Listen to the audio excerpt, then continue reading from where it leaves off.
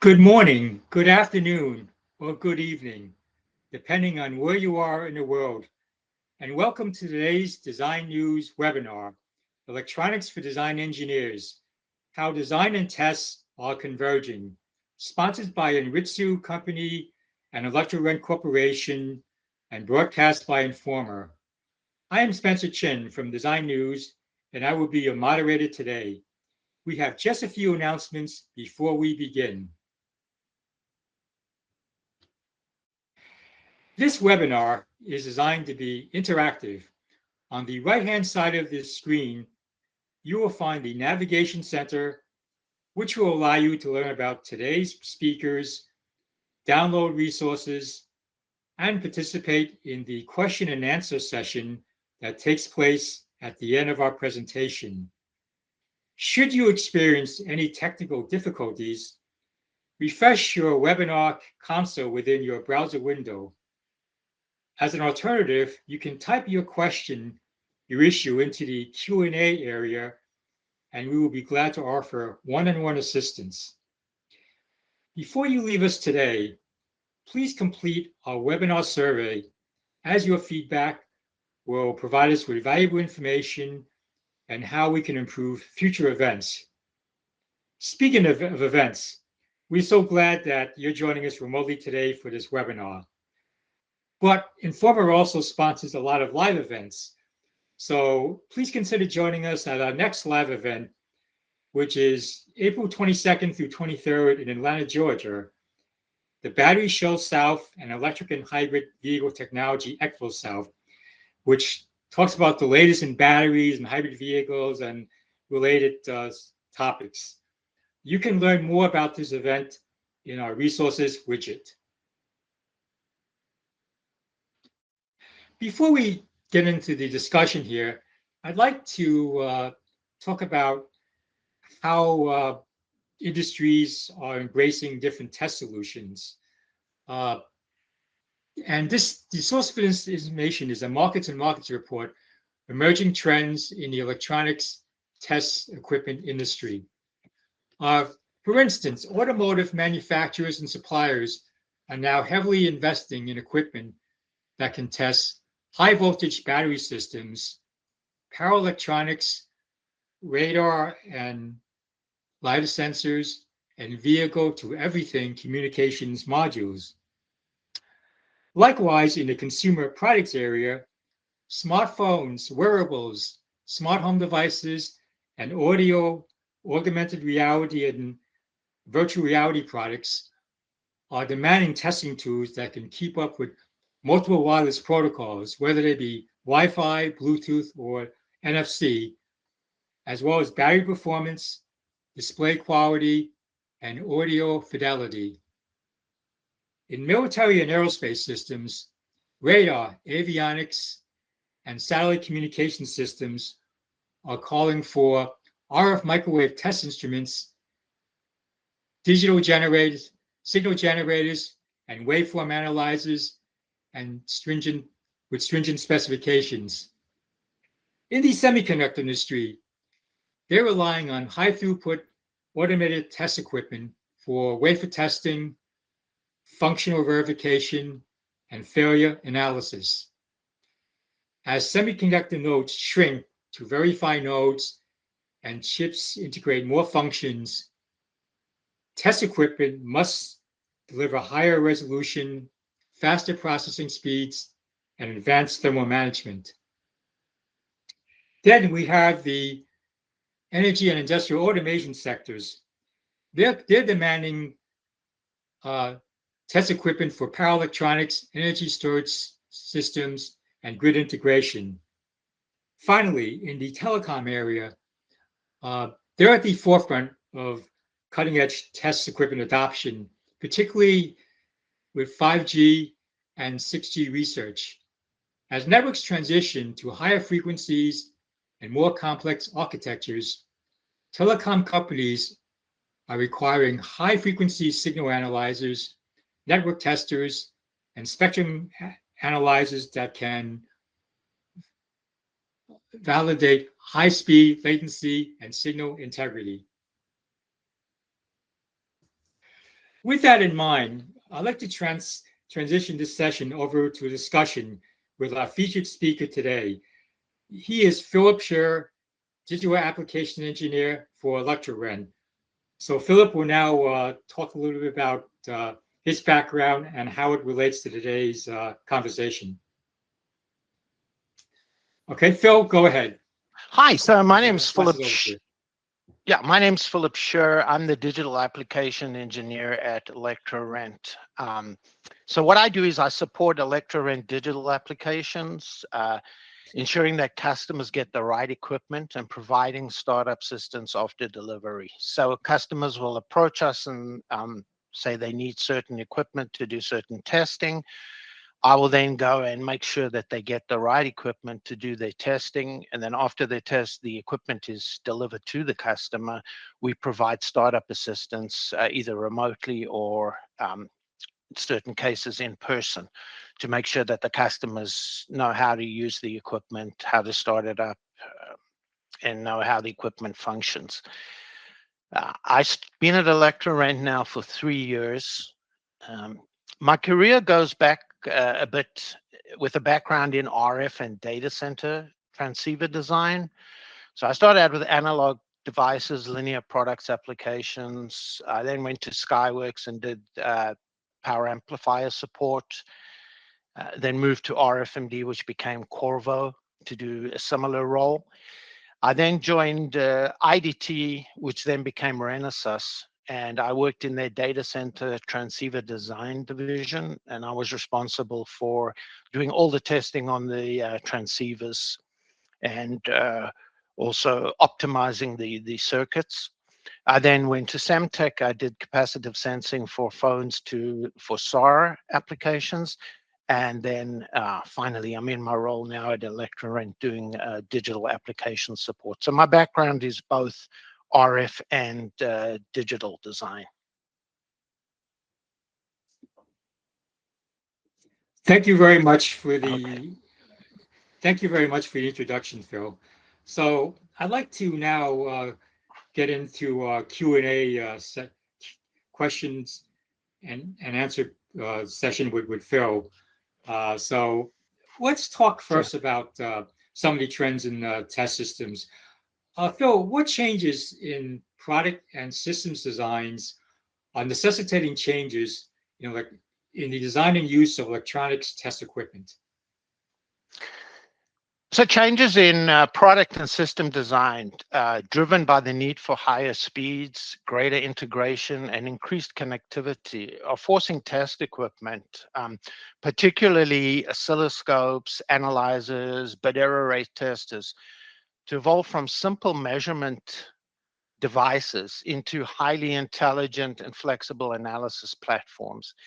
And we're starting to see that AI is going to start playing a greater role actually in this instrumentation, where AI will actually be looking for faults and will be able to more accurately look for faults in anything that comes up during the testing. Oscilloscopes right now and analyzers are evolving where, because of the higher speed connectivity required in high-speed Ethernet, 448 gigabits per second, 224 gigabit board. The equipment is evolving where, for example, Keysight and Tech have just come out with new scopes that have better front ends, higher digital ADC resolution, and we're seeing this continuing involvement in equipment to be able to address this rapidly changing landscape. Okay, great answer. Okay, so I guess like one of the other things you hear about now and everywhere is higher frequencies. So how is that how are higher frequencies impacting the design and use of electronics test equipment? We always see advertisements about frequencies going up in test instruments and all that. And so, what's your thought of that? What's your thoughts on that, Phil? Yeah. So higher frequencies, we are seeing uptake. For example, the Keysight UXR scopes go up to 110 gigahertz. And initially, somebody may look at a 110 gigahertz scope and say, wow, who's going to need 110 gigahertz? But right now, we're seeing a lot of demand for these, for especially high-speed Ethernet, also AI. So we're seeing that advances are actually pushing forward. For example, AWGs. So there are AWGs that can do 112 gigabaud right now, but there are ways to combine those AWGs to increase the frequencies to be able to test 224 gigabaud. So you'll take a couple of these generators, these AWGs, and then multiplex them to create higher bandwidths. We're also seeing frequency extenders and different methods of dealing with these higher bandwidths. Also, as rise times, as the data gets much faster, you've got a lot shorter rise times, and the rise time is related to the bandwidth of the scope by 0.4 of a rise time. And the rise time is determined as from 10% of the signal to 90% of the signal. So if you look at that equation, 0.4 of a rise time, you'll see as these rise times get smaller, the bandwidths are increasing rapidly. So, we need to look at more minor signal integrity issues like crosstalk, return loss, intersymbol interference. These can all trigger failure. And we need to have scopes that have higher bandwidths, AWGs, to be able to address this. Okay, great. Another thing that's been happening is that you talk about this convergence of design and tests, and now with software and all that, available software, and you see more design engineers trying to incorporate test points into their product designs to enable testing earlier in the design cycle. Are you finding that those features are making it easier for test equipment to spot faults by the fact that users are putting it in the designs, these test points or these provisions for testing? Yeah. Right. So incorporating test points, which is also known as design for test or DFT, significantly improves the ability of test equipment to spot faults early in the design cycle. So this reduces debugging time, it cuts costs, and enhances our efficiency, production efficiency. And by allowing direct access to these electrical signals on the board without damaging components or having to cut traces, add in test points, these features facilitate automated testing, like in-circuit testing, flying probes. These enable faster, more accurate fault detection compared to manual probing. So, so the customers, by incorporating these design for test points or test points on the board, vias that come up from embedded traces or traces on different layers, we need to access these traces to be able to test. So by putting a via or by putting a test point, it enables us to test the board without having to do any modification to the board. This also speeds up testing. It speeds up automated testing, especially if you're using probes that are coming down. So if these are all available, these test points, you can automate testing using probes that can speed up your testing. So design for test is definitely something that's important in the early, in the early cycle. Okay, great. And we asked before about higher frequencies. What improvements have you also seen in test and measurement instruments that are making for higher accuracy and precision, which is something that you see a lot of the test equipment manufacturers advertise? This has higher resolution, this has higher accuracy and all that. What improvements have you seen there? Yeah. Right. So I think equipment vendors have a challenge right now to try and address the rapidly changing digital landscape. If you look at design cycles, for example, PCIe 1 to 4, they evolved over time, and they had time to evolve and to get the specs set up, the compliance set up. PCIe SIG had time to, complete the specifications, in time for equipment to come out and to address that. Right now, the design cycles are getting a lot shorter. I mean, if you look at PCIe 5 to PCIe 6, I mean, there was the design cycle got shorter, and now PCIe 6 hasn't even, finished its full spec compliance, and now they're talking PCIe 7. We're seeing a lot of requests for PCIe 7 equipment.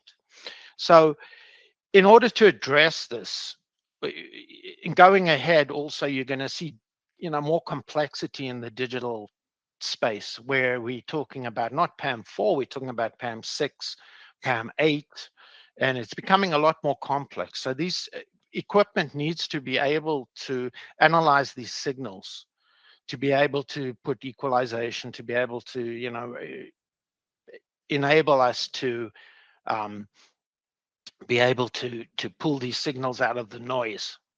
And especially, when we're going to these higher data rates and these more complex modulation schemes, the equipment needs to evolve along with that. So what we're seeing is that, as I mentioned before, there's some new oscilloscopes that have come out from different vendors, from Tech and from Keysight, that are coming out with better front ends, higher sample rates, lower noise floor. Noise floor can be critical when you're looking at certain measurements. So if you look, they're concentrating a lot now also on lowering the noise floor to be able for us to pull signals out of the noise. So I think that the equipment is evolving, higher bandwidths, oscilloscopes, and also better front ends on the oscilloscope. We've got 12-bit front ends on some of the oscilloscopes. For example, Keysight UXR had a 10-bit, and now they got the new scope that they just released that has a 12-bit front end. So higher, better processing on the front end, and better A to D resolution. Great. And you kind of alluded to some of these standards before. What are some of the emerging, you always have these standards changing, PCI and then the PAM. What are some of the emerging key standards that design engineers need to meet in qualifying their designs? And of all these standards that they have to meet, are there particular ones that you found have been the most challenging for users to meet? Yeah, so I think one of the things that is becoming prevalent now is electro-optical links. So if you think about it, the faster speeds and these higher bandwidths and the higher throughput requires low loss traces. I mean, if you think about it, you're putting these high-speed digital signals through copper traces. And copper traces is going to introduce interference, ISI, imperfections. You may also get crosstalk. If you're running multiple lanes next to each other, you could get crosstalk and interference. So what they're doing now is they're implementing electro-optical links. So in other words, they'll go from electrical to optical, run fiber across the board, and then convert optical to electrical again. So now you're taking out a lot of that loss.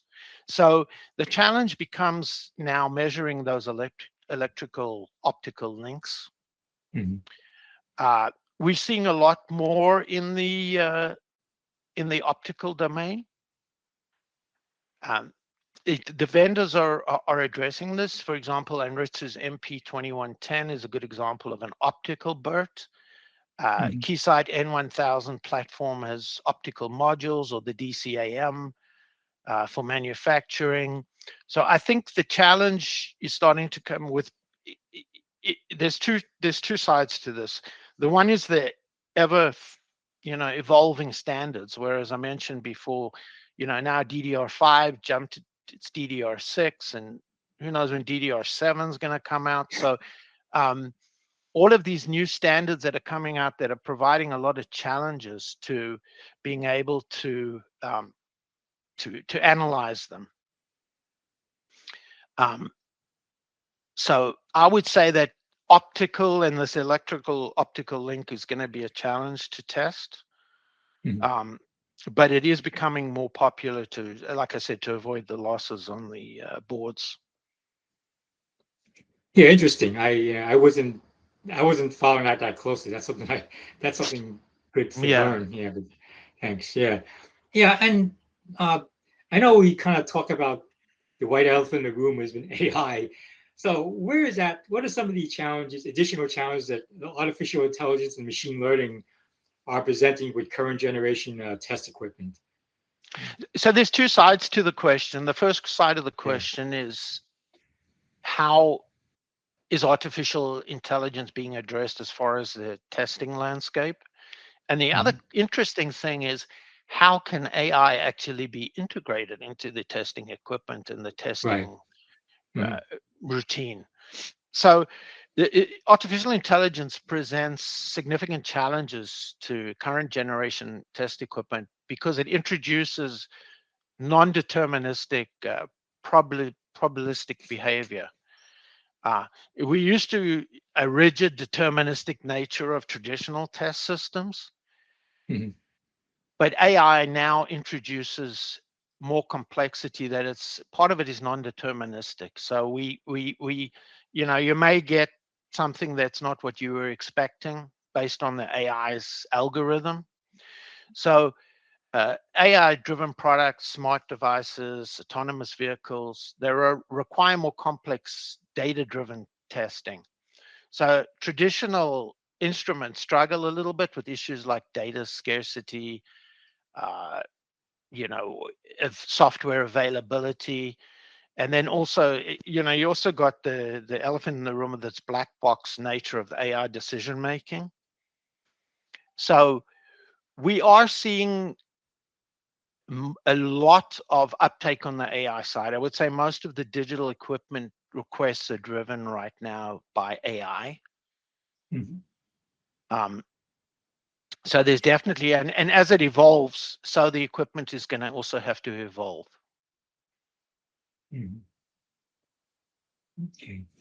And speaking of AI, and I also want to take a look at, can you cite examples of what electrical parameters are now becoming more important as you see more artificial intelligence and machine learning, as well as maybe several other key applications, such as aerospace and military and automotive? What are some of the test specs that are the parameters that are becoming more important with these applications kind of emerging into the forefront? So I'd say more of a broad answer to just the general digital landscape right now, and this includes AI, is that it's going to become more complex. I mean, initially, when we started out with a simple NRZ waveform, which is basically two levels, 0 and 1, and if you can think of that in a certain amplitude, so you're going from -1 to 1. A -1 is a 0, for example, and a 1 is a, so you've got these standard, digital levels. You now are getting more complexity where you're introducing, for like, let's say PAM7, and going ahead, we're going to start to see more complex modulations like PAM6, PAM8. And it's becoming more complex to actually look at these waveforms. If you can think about it, like I said, with a certain amplitude, you have a 0 and 1 basically, but now you've got PAM, you're going to get PAM6 and PAM8. So in the same amplitude, you now are putting in 8 levels. So those eyes that were originally open with NRZ are very difficult to keep open, and you want the open eye to be able to do your clock and data recovery or bit slicing. So you need to introduce complex equalization to try and reopen the eye, and it becomes more complicated to analyze and to also extract data when these eyes are closed. So that's one of the issues, is that the equipment's going to need to get more complex to be able to do these applications. Aerospace and defense, we're getting a lot more requests for high-speed scopes, especially for like pulsed radar, electronic warfare, looking at pulses for jammers, radar, and these scopes, require higher bandwidth. We've got requests for like 70 gig scopes for radar, etc. So in this case, you're starting to see things like rise time, pulse widths that are important measurements for radar, and these pulse widths are extremely small. So this is pushing really, you need a higher bandwidth oscilloscopes to be able to deal with this. On the automotive side, automotive has complex telematics now, MIPI, display standards, autonomous vehicles, 60 to 70 gigahertz radar, self-driving vehicles, these Waymo taxis, all of this autonomous vehicles require more complex testing equipment and ways to test this. So that is, in that case, you've got a lot of the digital standards, MIPI, HDMI, for example, standards that are becoming important. And so also another thing with automotive, which is just not so much on the high-speed digital, but it's becoming pretty complex issue, is looking at power management in vehicles. So it's all related, and I think that as far as electrical parameters, I would say that the important parameters to look at is probably going to be in the digital space again. Things like TDCQ, and then aerospace and defense. The vendors are coming out with software that runs on the scopes. So we're seeing a crossover oscilloscopes between some RF to digital crossover. Yeah, great. Okay, and one thing I know we alluded to a couple of times was these design and time to market cycles. As you know, everybody wants the time to market cycles are now like much shorter than they used to be. That's in turn compressing the design cycles, and that's demanding more integration of test and design. How are these compressed design and time to market cycles impacting the test equipment engineers require? Are they seeking more higher end scopes and analyzers to meet more demanding test needs, or is it the traditional equipment? So I think to answer this, there's 3 stages to the product development equipment needs. Stage 1 is early silicon. So the manufacturer gets back their early silicon, and they need to do a basic debuggability. So this would be something like an oscilloscope, no compliance, and possibly a BERT. So there's no compliance at this point. It's just a pure functional check to make sure that they're seeing the right, pulses at the right time. Everything looks good. It's communicating with the chip. So this is just basically a functional test. Stage 2 would be compliance. So at this point, you're testing your compliance. So this would require a scope, a bit error rate tester, maybe an AWG, compliance software. So you're testing the physical layer, you're doing the compliance testing.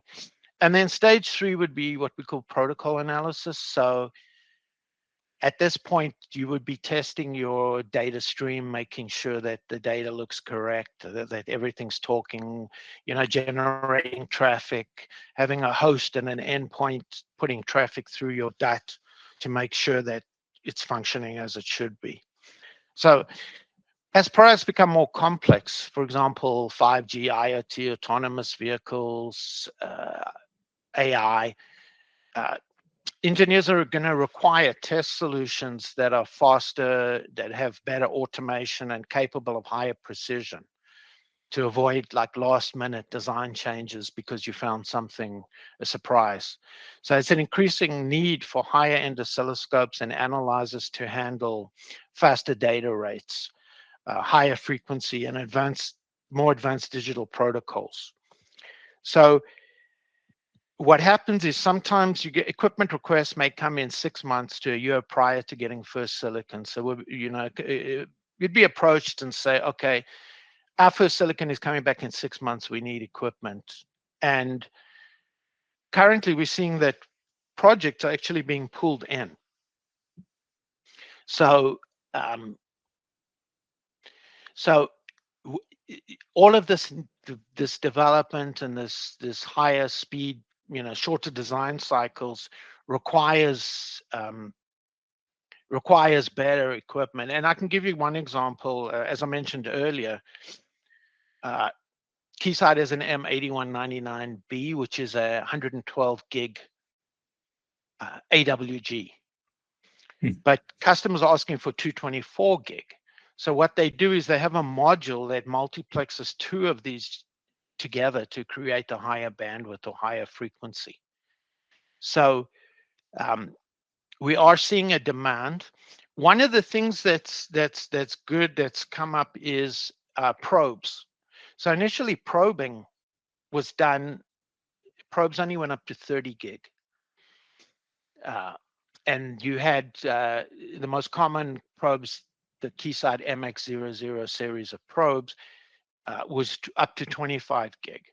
So if you needed to do testing of, let's say, PCIe 6, or you had boards, PCI SIG compliance boards, you would connect it to the scope with a 1.85 mil cable to be able to get that bandwidth, because the probes would be limited. But now they're coming out with much higher speed probes that go up to 50 gig.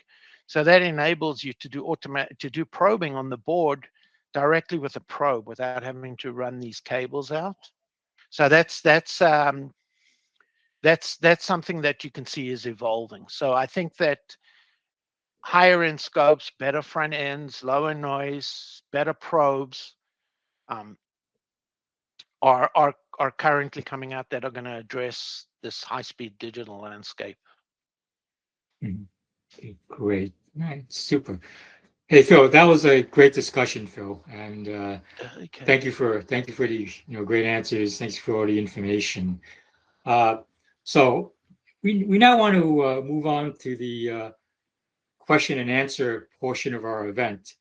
If you have a question, please click the Q&A icon, which is on the right-hand side of your screen, and just type your question into the available text box before clicking send. If we are unable to answer all submitted questions during today's webinar, we'll be sure to share them with our speaker who can reply to you offline. While you get some questions ready, maybe I'll ask Phil this question. Phil, let's see.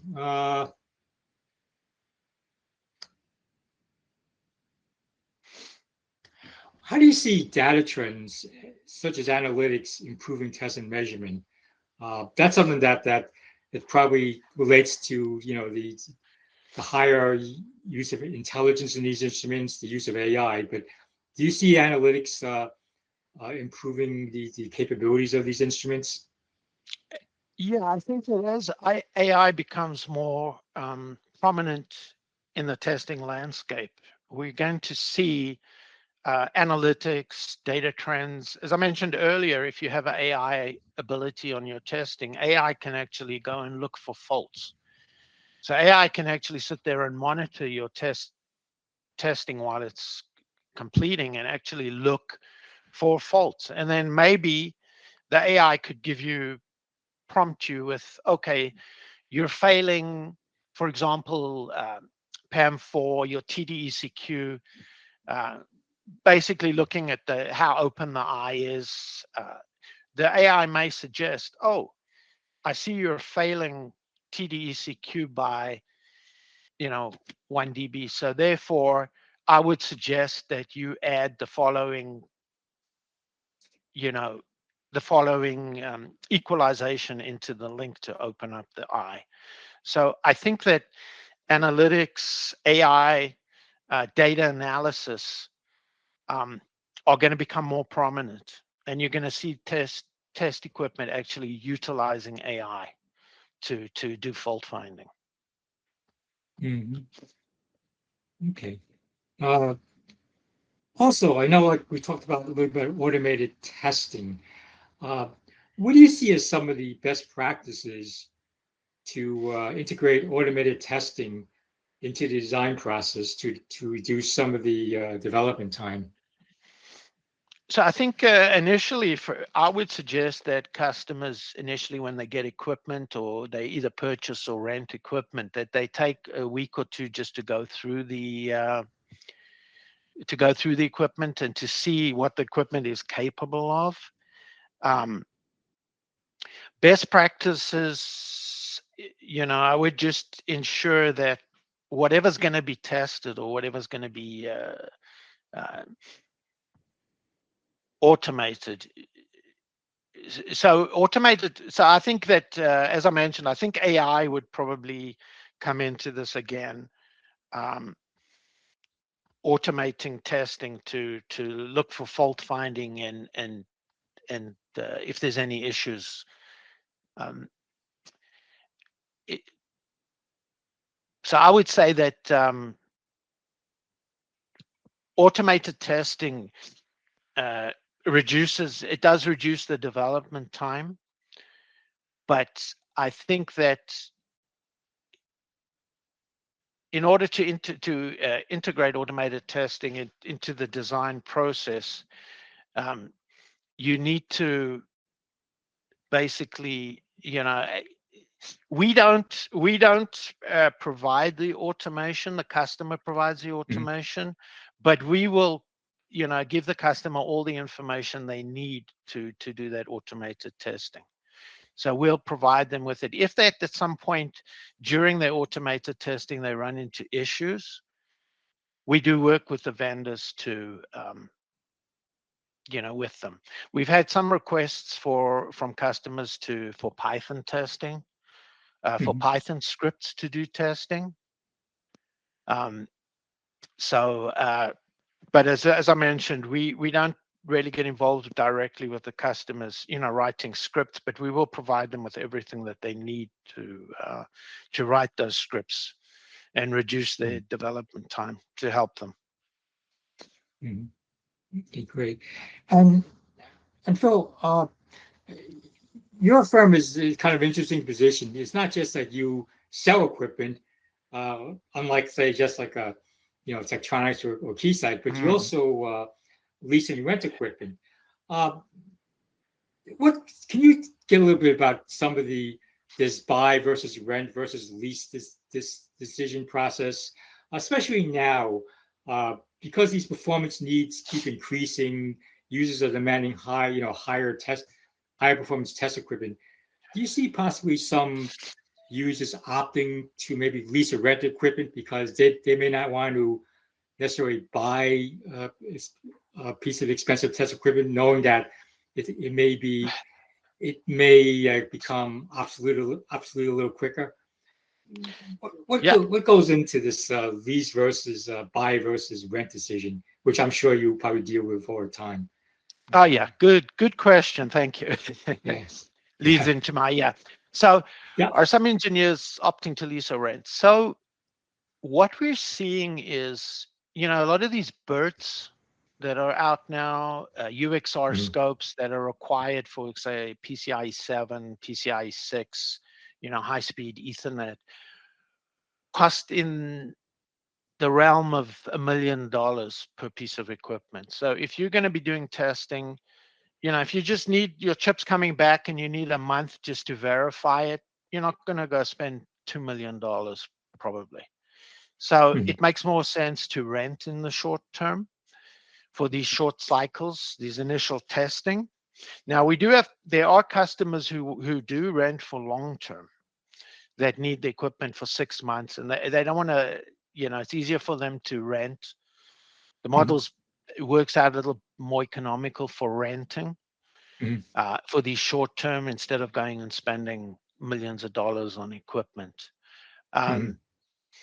Also, the other thing is that customers have bought in the past, let's say, a scope that's a 33 gig scope, and now they need a 100 gig scope to do testing. So, it makes sense for them to rent the scope instead of going out and buying a brand new scope for a short Mhm. term period. So, again, engineers right now, depending on what they're testing, the testing Right. timeline will gate whether they decide to lease or rent. But as I said, also a lot of startups. You've got a lot of startups, Right. just starting out, and they don't have $2 million, $3 million to go spend on equipment. Mhm. So they're just looking for short-term rental that they can verify their silicon and uh, Mhm. go from there. Hmm. Interesting. Yeah, you mentioned interesting startups. I mean, you have like a lot of these small firms also, these smaller firms, Hmm. they may not even, they might not have, they don't want to necessarily, they don't want to invest in equipment, but they also may not have necessarily have some of the expertise, and they don't want to tie up their money in test equipment when their expertise is in design engineering. So that's where they probably turn Right. to a guy like you and say, and that kind of leads me into like kind of like another question. What are some of the uh, questions that you find users always ask you about test equipment? Uh, not just lease, rent, or buy, but what questions do they ask about the functions, the capabilities of this test equipment? Because they may have an idea, uh, what these things do, but are there things that they keep asking that a company such as yours with such a broad range of products and such expertise can help them answer? Yeah. Yes. So the model with us is that we get requests for equipment, comes through sales. Sales will Mhm. approach me and say, customer needs to test PCIe 7. I'll go and put together all the equipment, software, connectors, couplers. If it needs an interference source for PCIe, I will put together a complete configuration for the customer. And we will approach the customer and say, okay, you need to test PCIe 7. Here's all the equipment you need to test PCIe 7. At that point during the meeting, we may get questions from the customer about equipment ability. I need to test this. Does the equipment cover that? Um, so, most of the questions that come in, some of them are very technical. We may Mhm. get something simple like, I need to test PCIe 7. What bandwidth oscilloscope do I need? Those simple, Mhm. higher level questions. Right. Uh, and then there may be like, much lower level or more complex questions that come in Mhm. about the test equipment. Uh, the compliance software, is it going to generate a report? If it generates a report, how do I analyze that report? um, I need to, a lot of the equipment now, they're putting wizards on and ways to make it easier for the customer to do, for Right. example, just Yeah. jitter testing or look at eye diagrams, those type of things. So we may get questions from customers, for example, like, I need a mask for eye test for this spec. Do you have it, or can you provide that to me? Um, a lot of the technical question, we'll get a question from customers. I'm running, for example, I'm running the equipment, but the two pieces of equipment are not communicating with each other. Can you help me out? Can you those type of questions come in. If there's very complex questions that are going right into the roots of everything, we may call the equipment vendor in to help out too. But I think most of the to answer your question, most of the questions on test equipment are just mainly capabilities. Will it do what I need to do? We get sometimes we get you get your PCIe 7s, your DDRs, but then we may get requests for equipment that is a very abstract, or it's a very different application to the usual application. And so those kind of questions may come up, like, I need to test this. It's not a normal test that would be done. So does your equipment, can you do this, and can you tell me how I should do this, type of questions. So those are the main questions that come in. Basically, equipment capability, and specific questions if there's specific applications or different applications. Okay, great. And that kind of leads to kind of me to ask you to kind of to look into the crystal ball. You've seen some of the we talked about some of the changes, improvements in test equipment. What do you see in the next few years? How do you see test equipment evolving, say, the next 2 to 3 years? As take into account all these trends we talked about, AI, high frequencies, all these like all these like more stringent standards. How do you see the equipment evolving in the future? Yeah, so I think what's happening, and from what I'm seeing, is more complex processing on the front end. The new, as I mentioned, the new Keysight scope and the new tech scope have much better, lower noise front ends, better A to D resolution. So I see equipment. I think at some point we're going to have to go higher in bandwidth on the equipment, on the scopes. It introduces complexity, because when you go much higher in bandwidth and you're dealing with these very high frequencies, you start to, cables and those type of things become, less reliable at much higher data rates. So I see test equipment evolving to the point where they may integrate optical into the oscilloscopes, where you have the ability to test optical links at the same time.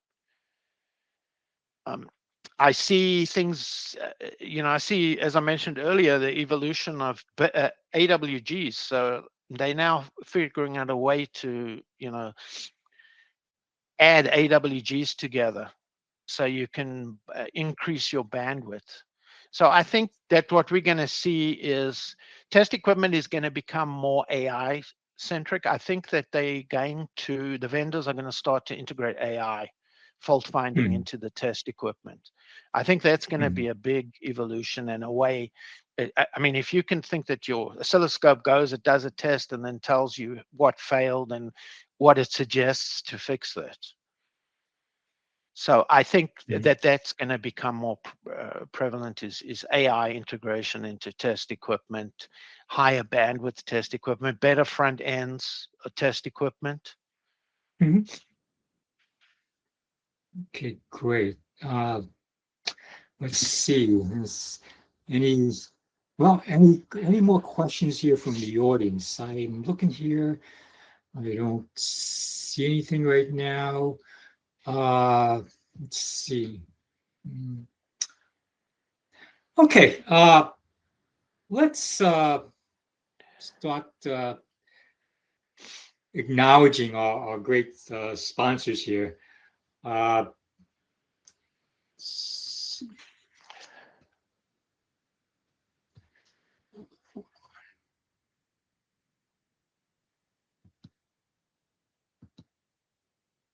Anyway, first of all, we'd like to acknowledge ElectroRent. They've been in the business for over 60 years, and they're the largest testing technology service provider in the world. ElectroRent maintains over $1 billion in inventory comprising more than 95,000 units from over 200 manufacturers. ElectroRent offers more than 11,000 product types and 7,000 models. And you've heard Phil talk about some of the wide offerings they've had in their test equipment line. So what does this scale mean to you, the user? Well, it means that you have access to an extensive selection of test solutions to support your specific requirements, whether they be simple requirements for a low-end scope or requirements for a high-end scope. ElectroRent can support you. ElectroRent has over 20 locations, and they have the ability to deliver to more than 100 countries worldwide. So ElectroRent can be your single source solution for both the rental and purchase of test equipment. We would also like to acknowledge our other sponsor here, which is Inritsu. As you can see, Inritsu is a provider of innovative communications, test and measurement solutions. Inritsu engages customers as true partners to develop wireless, optical, microwave RF, and digital solutions for R&D, manufacturing, installation, and maintenance applications, as well as multidimensional service assurance solutions for network monitoring and optimization. Inritsu also provides precision microwave RF components, optical devices, and high-speed electrical devices for communications products and systems. Inritsu delivers advanced solutions for emerging and legacy wireline and wireless technologies used in commercial, private, military aerospace, government, and other markets. If you'd like to learn more about Inritsu, you can check their website, www.inritsu.com. You can also follow them on Facebook, LinkedIn, Twitter, and YouTube. So that's the acknowledgement of sponsors. We also want to thank you, the audience, for your attention and participation in this webinar today.